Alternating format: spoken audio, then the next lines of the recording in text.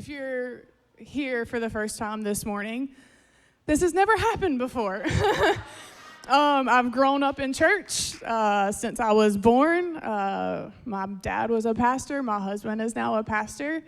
And we're going to get into a little bit of that, but I wanted to say Happy Mother's Day to each one of you this morning, to those that are mothers, that those who want to be mothers, to those that are bonus moms, and those that are grieving their moms this morning, because I know that we're all in a different stage of life, and we celebrate with those that are celebrating this morning. Man, God is awesome. But we also grieve with those that are grieving this morning. We don't let that go unnoticed.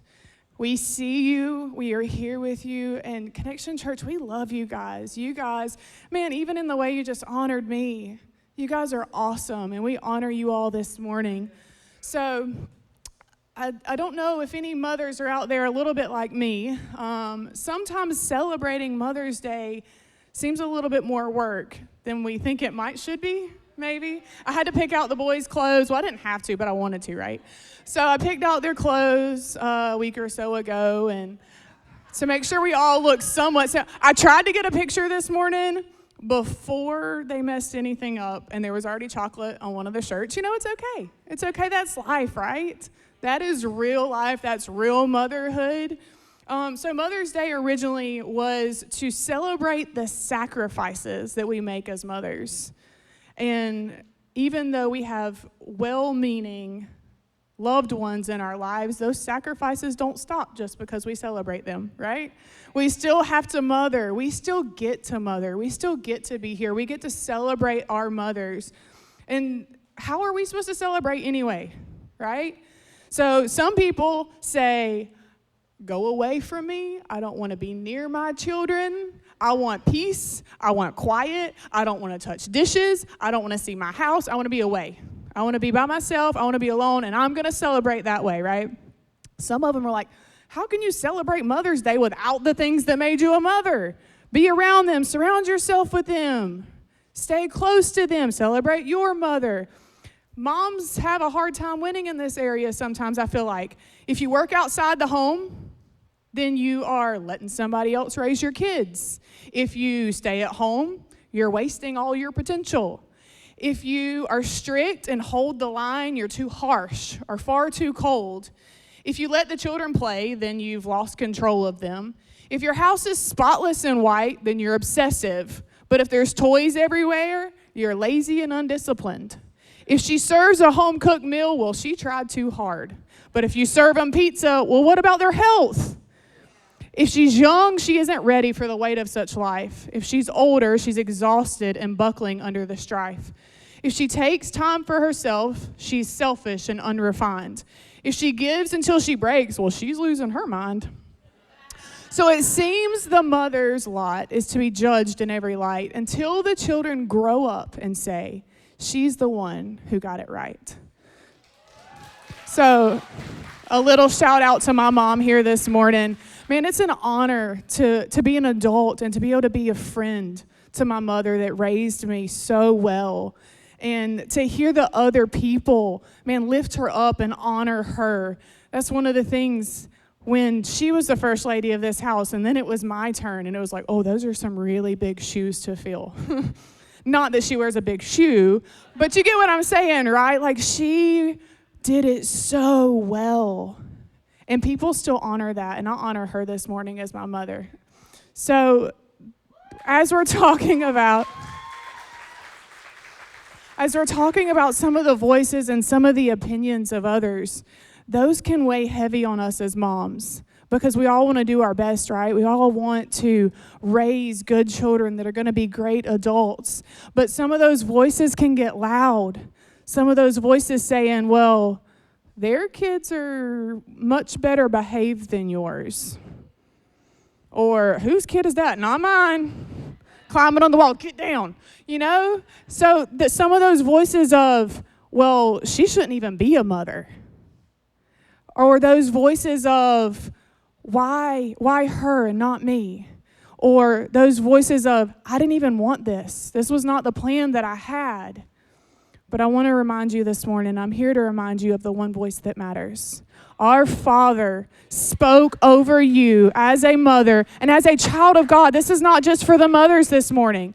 God spoke over you, and his voice is the one that matters. In Jeremiah 1:5, it says, before I formed you in the womb, I knew you. Before you were born, I set you apart. I appointed you as a prophet to the nations. Oh, come on, Abby. That's an easy Mother's Day scripture, right? We're going to get there. But this says before I formed you in the womb. So those that say, well, I'm not even supposed to be here. I was not supposed to be here. I was a surprise. I was a mistake, some may be told. You may have surprised your mom or your family, but you did not surprise him. Before he formed you in that womb, he had a plan and a purpose for your life. For each one of you. That's not just your neighbor. He had a plan for you, each one of you. You, son and daughter of God, are God ordained. You are meant to be here and you are special to him. So I said, Jeremiah 1:5, that's the easy scripture. But God in his word and in his greatness didn't just hint at the fact that you're supposed to be here and that he has great things for you. Let's look at some other scriptures. Psalms 139, 13 through 16 says, for you created my inmost being. You knit me together in my mother's womb. Your eyes saw my unformed body. All the days ordained for me were written in your book. Isaiah 49:1 says, before I was born, the Lord called me from my mother's womb. He has spoken my name. And Galatians 1:15 says, but when God, who set me apart from my mother's womb and called me by his grace, was pleased. There's more. We could go on. But the Lord over and over and over and over speaks to who you are, speaks to your identity. And the enemy may speak fear. Circumstances may speak doubt. Failure may speak anxiety. But our Father has spoken over you, and he has the final word. None of the other voices have a say. His word is what says it all. And he says, before I formed you, I knew you, I created you, I had purpose, I had destiny for you. Before anyone else had anything to say about you, our Father spoke over you. So on September, we're going to take it back just for a minute, September 23rd of 2022, yes. Pastor and I were riding in the car, and we were headed to Tallahassee for dinner, and he says, so are you ready for Mother's Day? It's like, it's September. Did we talk about like a big gift? I'm puzzled, right? And so he was asking if I was ready to preach Mother's Day that year, the next year. Like we were in September, he's asking if I was ready to speak at Mother's Day. And I can only imagine that he felt the immediate recoil that happened in my entire body anytime that question's ever been asked of me for my entire life. He said, well, you teach classes all the time in your career. You teach to hundreds of people. It shouldn't be that different. Like it's kind of speaking in front of an audience. And that wasn't the part that scared me, I don't think. I was like, they give me a lesson plan. They tell me what to say. I stick to that, and if I stick to that, I'm good to go, right? And he's like, well, okay, let's write. And him being him, I told him, I get the microphone this morning, so he gets to be the example. I'm just kidding. So he says, well, let's write. And he rattles off 3 points in about 30 seconds. Being him, he's phenomenal, and I honor him too. But I don't remember what those points were. Maybe he spoke those to you at some point in between September of 2022 and now. But the message those points that he gave and the message that I have for you this morning didn't come from those points. This came straight from the Lord for this house this morning. God's been pouring it into me for a while now, and circumstances and things have just lined up, and I'm here this morning to share with you.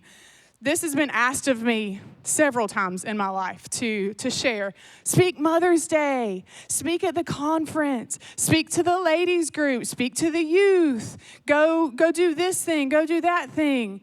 And every time I have dodged it with the best of them. Just quite honestly.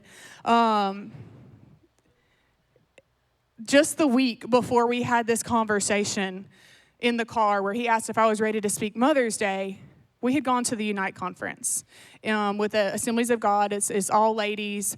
And that year, they had bracelets that identified that you were part of the conference. And you got to choose which one you wanted. They had truth, grace, and called. And as soon as I looked at the bracelets in that lady's hands, the Lord said, called. Even over a bracelet, he takes those moments to speak over you if you're listening. So he said, called. I said, okay. I'll get the called bracelet.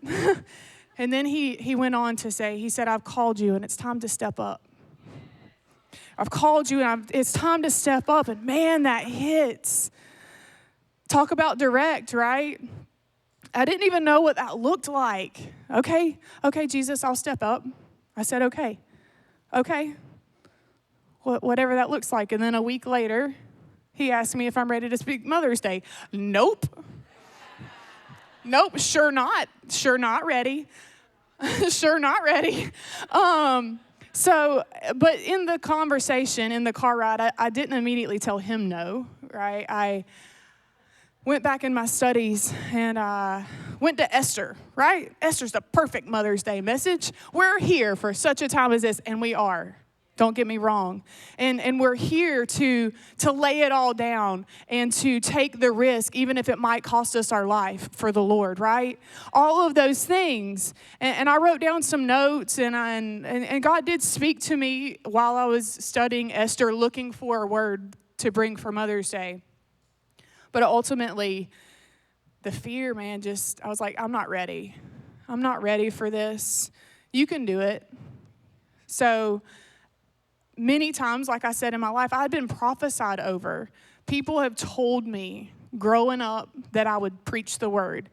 And I said, oh, yeah, like in a small group. Like, I teach the cubbies. Got it. Got you. Check. Got that prophecy marked off. Been prophesied over that I would preach the word, though. And if I'm honest, every time I was like, okay. Like, that was my dad growing up. That's my husband. That's not my role to fill. I lead worship. I'll do that.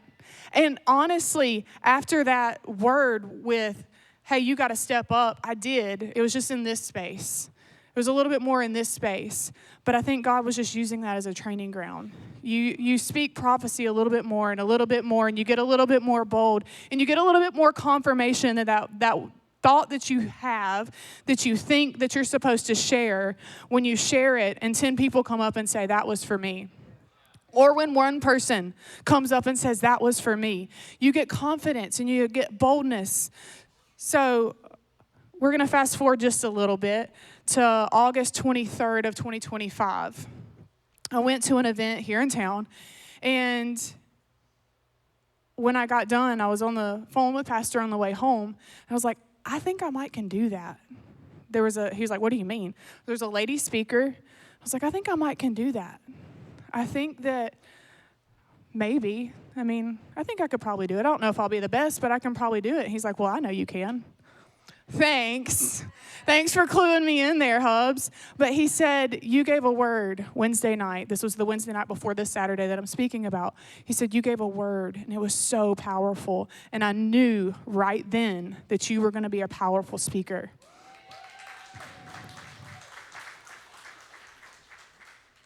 I said, okay, thank you. But where do I start? Where do I even begin? I don't even know what that looks like. I hated writing papers in school. Didn't really like giving speeches. Like, what does that look like? And he said, the Lord told me, as you seek him, you'll learn things, you'll write things down, and your word for this house will come out of those. It'll begin to flow, not because you're searching like I was in Esther for a word, because I was seeking his heart. And as I sought his heart, he gave me an abundance, an overflow of things that he said, I need you to share this with my people.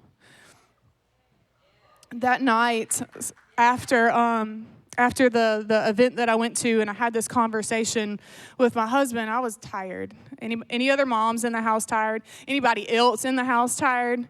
Yeah, it takes a lot. Life is a lot. So I was really tired. And I thought, man, I'm just going to go to sleep. But the Lord kept speaking Jonah over me. Jonah. You need to read Jonah. You need to read Jonah. And I was like, okay. So I got up and I got my stuff. And I spent the next several hours reading and just getting downloads from the Lord. And at that point in my life, man, I was serving the Lord. I was leading worship. I'm operating in the prophetic. I'm teaching cubbies. Like, everything's going good in my life. I wouldn't have told you that I thought that I was running from the Lord. But the more that I read Jonah, the more I identified with him. And the more love, grace, and mercy the Lord poured out on me. And it was that night I told the Lord, I was like, okay. In September, I said, okay. In August, now I'm saying yes. It was a drastic difference for me in my thought process, in my, what am I going to do? What's next? Because it's easy. It would have been easy for me to read Jonah that night and take all those notes and then go back to comfort. How easy is it for us to stay in our comfort zone when the Lord is trying to call us out? How easy is it to get in the car in the Walmart parking lot instead of speaking to that person because it's hot, there's gnats, you're hungry, you're in a hurry? How easy is it for you to walk the other way when the Lord's pricking at your heart to go share his love with somebody? Let's get real just for a minute. Y'all are seeing a lot into me this morning, but the Lord puts a call on your life. It's very clear, you know it. And you're running just a little bit. And then the voices that we've talked about. Man, my dad was a preacher. Are they going to compare me to him? I can't speak like my husband. He is unique and he is his own. My brother preached Father's Day several years back and he killed it. What if I don't measure up? What if those moms look at me? She doesn't know. She hasn't walked the same road that I've walked. She hasn't been through the same things that I've been through. Who are you comparing yourself to this morning? What have you been running from? What are you called to that the Lord is asking you to take a step in his direction? He's going to meet you right where you are. But you're giving God your conditions. God, when this happens, then I'll step into my calling. What doors have you failed to walk into because you're scared of what's on the other side? And this is not condemnation this morning. I've been there. I've been right where you are. That's when God reminded me, when I start getting into that comparison of what about everybody else? That he has not called me to be anybody else. He's called me to be me. He's called me to walk in my purpose. He's called me to mother my children. He's called me to walk in my purpose. He's called me to walk in step with him. He's called me to give him my yes. Just like you are called to your family, you are called to your workplace. I can't go there, but you can. You are called to the people around you. You can reach people that other people in this sanctuary cannot reach. I tell my cubbies all the time, since I brought that up, if we were all the same, life would be pretty boring, right? But God has, before he formed us unique. He formed us individually. He formed us, each one of us, with a calling and a purpose. He's just waiting on you to step out and stop running, Jonah, as he did with me. Somebody in your life needs the more from you.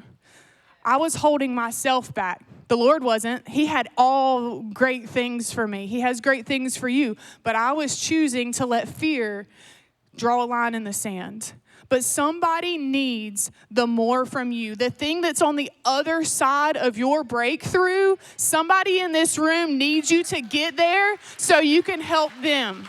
Somebody needs you to get your marriage whole and strong so that you can help somebody else walk through that same thing.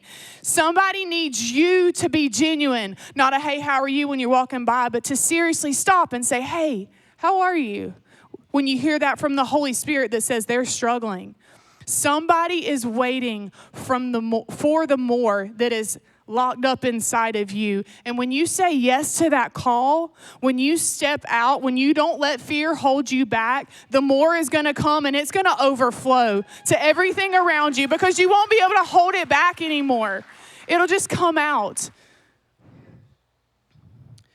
That night in August of 2025, as I read through Jonah, I felt the call on my life. I knew somewhere in the back of my head that somewhere, like I was supposed to be called into ministry. I didn't know what that looked like. But that night, I said, Lord, yes. Whatever this looks like, if that means that I am preaching next week, if that means that I preach 5 years from now, whatever you have from me, whatever you have for me, here's my yes. And then what? Nothing really at first, but I went back and I began to study, and I realized that that date in September was on the 23rd. And then I realized that that date in August was on the 23rd. I said, that's kind of interesting. So I looked into it a little bit. What does the number 23 mean biblically? It means divine order. It means growth. It means redemption. It means perfection in God's plan. And it means protection. So God was speaking to me even more in the waiting, in the, okay, I gave you my yes, what now? So fast forward a little bit to this last Thursday night, May 7th. We're cleaning up from dinner, and my husband says, so you're preaching Mother's Day, right? Like, we've been here before.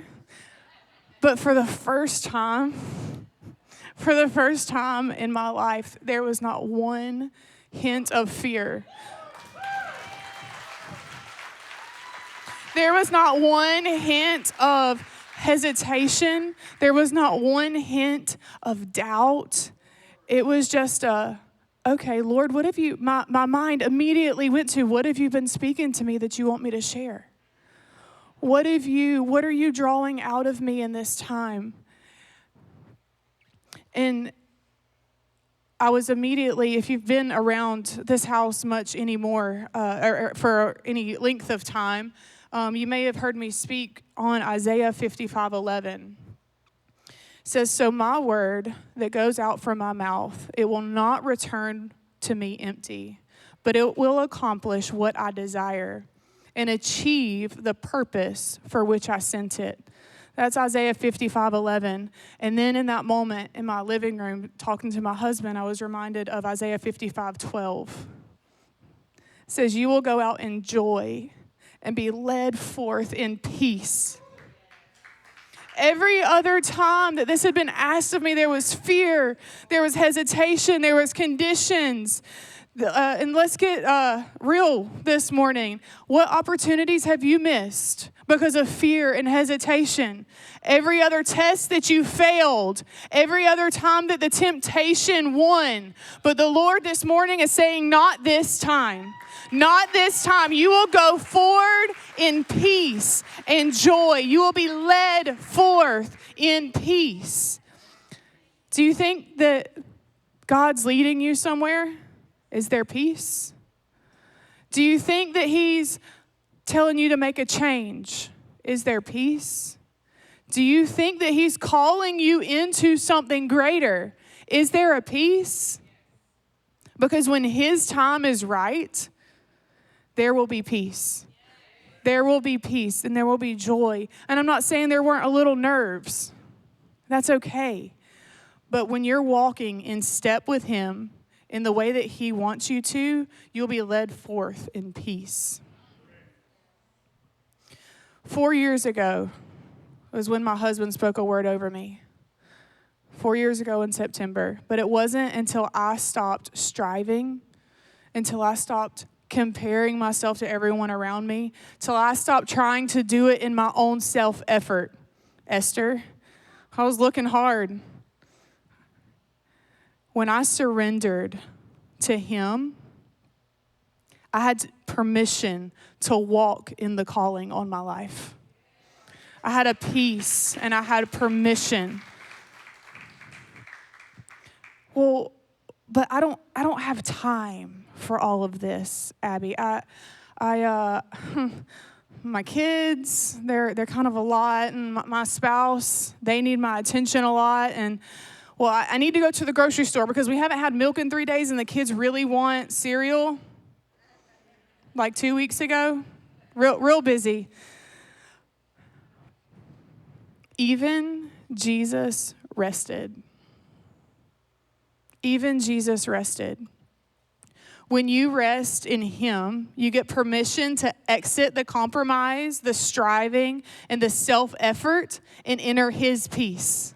When you're not comparing yourself to everything around you, it's the only place of rest that you can get strength and grace to walk in your calling. His peace stands firm when the things that scared you for years come knocking again. Right? His peace is sufficient when it seems like that there's no other way. His peace says, I don't care what others think about me. I only care what my Father has to say about me. When we rest in him, it reveals our trust in him. Because it says, Lord, I don't need to micromanage this situation anymore. I don't need to have my hand in it. I need your hand in it. I don't need to give you my conditions. I just need you to tell me what you want me to do. Lord, tell me where to step. Tell me where to walk, and I will go. Here's my yes.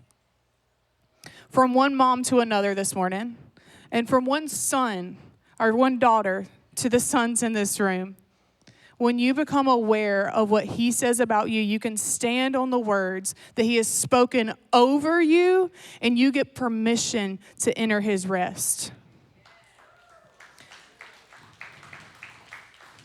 Even Jesus rested. And people this morning may be thinking, you don't know what I'm walking through.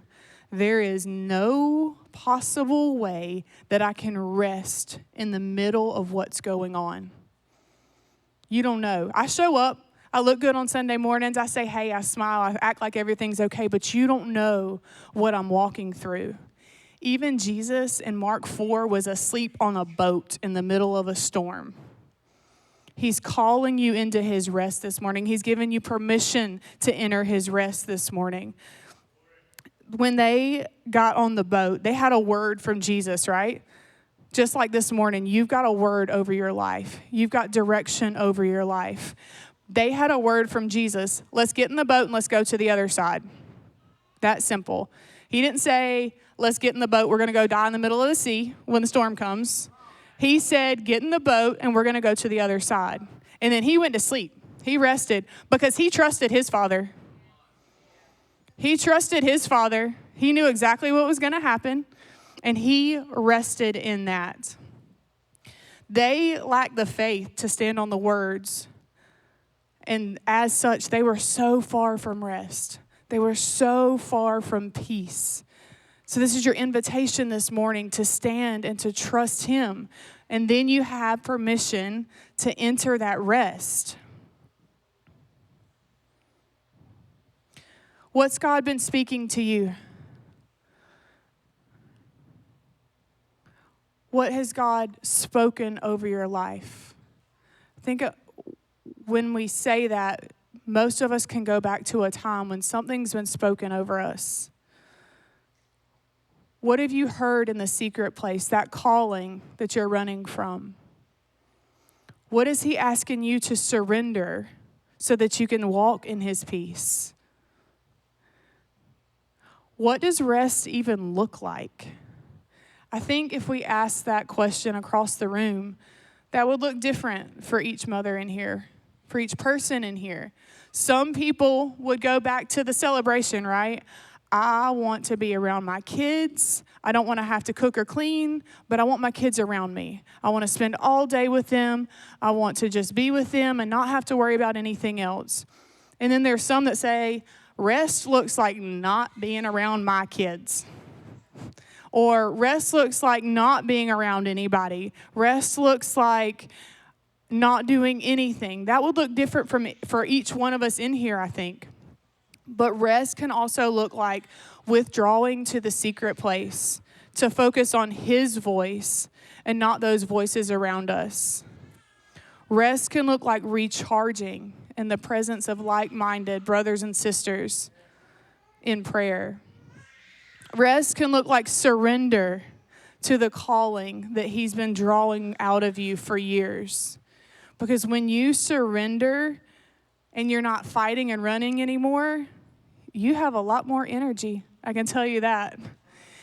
Does anybody like running in the room? My husband does a little bit. I hate it with a passion. I don't like it. I don't want to do it. If I'm running, you better run too. We'll talk about it when we get away from whatever we're running from. When you surrender, when you stop running, Jonah, there's that peace. And you get to rest in His presence, and it is fantastic. Rest, moms, dads, can look like letting the laundry basket sit there just for a little while longer. It can wait. It'll get there. Rest can also look like ordering pizza because you're really, really tired and the kids are still fed. Amen.